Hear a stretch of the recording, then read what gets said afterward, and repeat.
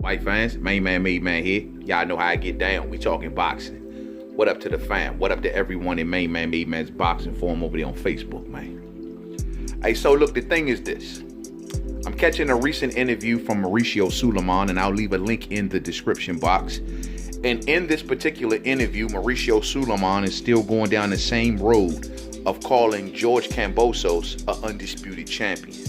He is stating that George Kambosos, who we know has the WBC franchise belt from him defeating Teofimo Lopez, well, he has all of the belts with the exception of the WBC regular, you know what I mean, which is held by Devin Haney. And so, you know, this ongoing confusion by the WBC it's unfortunate because it really leads boxing fans astray. And most importantly, it's real disrespectful to champions like Devin Haney and also a Jermall Charlo, because Jermall Charlo can't seemingly be recognized as the actual champion because Canelo Alvarez also has the franchise belt down at 160 pounds. So, but back to this, I mean, Sulaimon, in this particular interview, he went down, running down like a whole list of things that the WBC has done over time for boxing and some of the changes that they've implemented in the fight game. Some of the changes have been good, such as the Clean Boxer program. Some of them not so good, you know what I mean? Such as like the next day weigh-in thing. I mean, I would prefer same day weigh-ins if you ask me. That way I know both fighters are entering that ring at the weight they're supposed to be fighting at.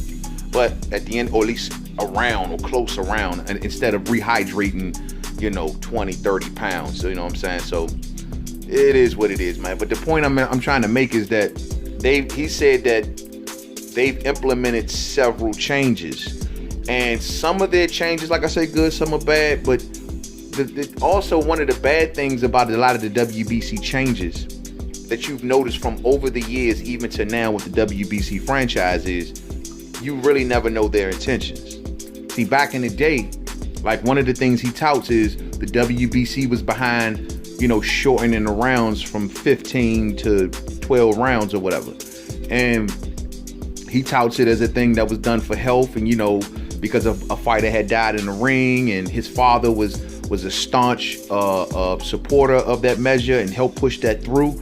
And it looks as if that they're doing it for health reasons. But then you'll have another flip side to that coin, and people will say, well, this was also done for television because the fights were going on too long and they wanted to shorten it for television. So you would think, yeah, it's health on one hand, but if you look deeper, you will see that this was technically done for television. You know what I mean? It's just little things that it's like, is it really change was done for the reasons like you saying it, for just, you know, to update or to modernize the sport, or was it something that benefits something? You take the Clean Boxer program, which I've talked about several times here on the channel. Now, I'm not a staunch believer. I think it's a good notion to want to test all of the fighters year round, Olympic style testing or whatever like that, and then you're using a great testing agency like VADA. I think that's all good stuff. But then into the untrained eye, into the untrained ear, you would say, yeah, man, this is the WBC doing another great thing. When you drill down, you'll see that there's not a lot of testers. You'll see that a lot of fighters per year don't get tested. You'll see that it's underfunded and they're operating on a very small budget. And so you'll start to ask yourself, well, is this really for keeping the sport clean, or is there something else at play here? And you may say, well, man, what the heck can be at play here from trying to catch fighters that get dirty? And then the flip side to that coin would be the penalties, something that VADA has complained to the WBC in the past. The way that that the WBC gets a lot of good money back is when a fighter pops dirty. They got to pay a lot of fines and penalties to the WBC, not to VADA. And so whenever any fighter gets dirty or gets called to be dirty, that's money into the WBC's pocket. So then you start to ask yourself, is it really about testing, or is it about fattening in their pockets? There's always hidden motives and agendas with a lot of this stuff, white fans. And so when we look at the franchise belt, and he's sitting here calling George Kambosos undisputed, when you clearly got an undisputed champion in Josh Taylor, who don't got the WBC franchise belt, and there's no dispute whether or not that whether there's another champion.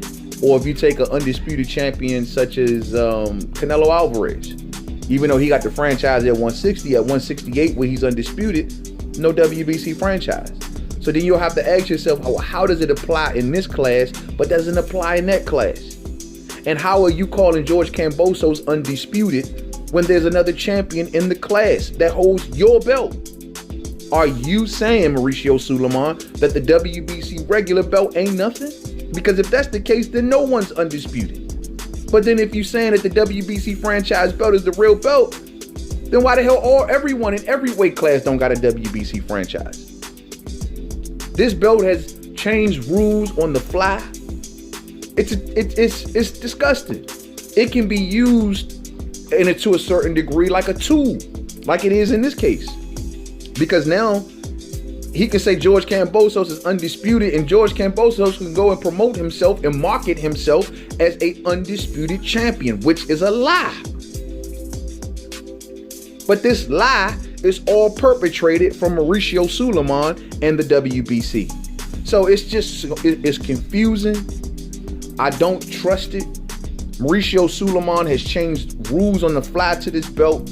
There's clearly something else sinister at play here. And now you may say, well, man, what do you think is the sinister side to the franchise belt, other than picking and choosing on, whom they can market a certain way and whom they can't? Well, what this belt does, I know for sure for the fighter, and maybe even so much for the WBC, is it protects fighters from mandatories, right?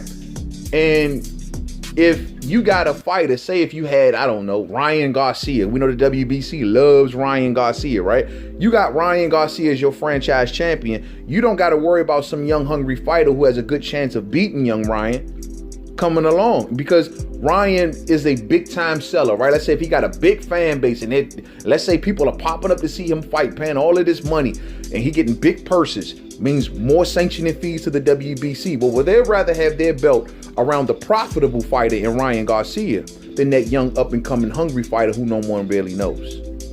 So to a certain degree, the franchise belt can use to benefit the WBC in those ways. Keep in mind, the other sanctioning bodies, fight fans, don't even recognize the damn belt. You can't unify it, right? How the hell you call it undisputed and it's being, unified? They had to write a special request from Teo to Loma asking for that to be put in their unification. And given that Teo and Loma both operate under Bob Arum, both operate under Bob Arum, and Bob Arum is the one that kind of set this in motion with the WBC, well, it's like no harm, no foul. So that fighter was willing to do it for unification, but ain't nobody else going to unify with that damn title. No other sanctioning body ain't going to recognize it. So it is what it is, man. I mean, all I know is, man, that by Mauricio Sulaimon keep on running around here talking about George Kambosos is undisputed, man. All he's doing is muddying up boxing, mucking up boxing, fucking confusing the fans, and just doing a whole bunch of nothing that just looks real sinister and something that for the WBC to profit off. So it is what it is. Like I said, I'll leave a link in the description. The interview's over there on Fight Hype, man. Salute to Fight Hype, man. But it's just a damn shame. It really is, man. Thumbs up on the way out if you didn't hit it on the way in. Share, rock those bells. Catch y'all on the next live stream, man. Y'all be cool. To the next video, man. Peace out.